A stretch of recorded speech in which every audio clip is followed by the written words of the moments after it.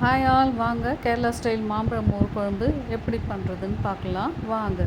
ஒரு கடாயில் கொஞ்சமாக தேங்காய் எண்ணெய் விட்டுட்டு அதில் அரை ஸ்பூன் வெந்தயம், 4-5 வரமிளகா, உங்களுக்கு காரத்தை அந்த மாதிரி மிளகா வச்சுக்கோங்க.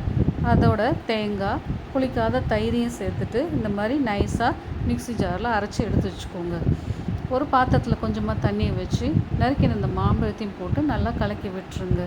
இதோட கொஞ்சமாக மஞ்சப்பொடி, அப்புறம் கொஞ்சம் உப்பையும் சேர்த்துட்டு நல்லா கலக்கி விட்டுருங்க. ஒரு மூடி போட்டு இதை வேக விட்டுடலாம். இது சிம்மில் வச்சுக்கோங்க, அடுப்பை சிம்மில் வச்சுருங்க.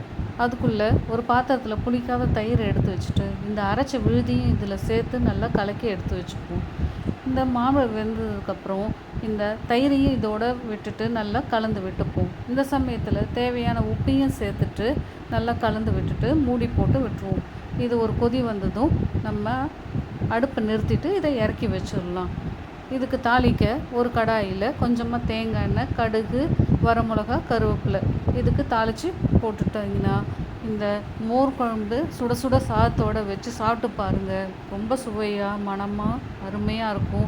எப்படி இருக்குன்னு செஞ்சு பார்த்துட்டு சொல்லுங்கள். ஓகே, தேங்க்யூ, பாய்.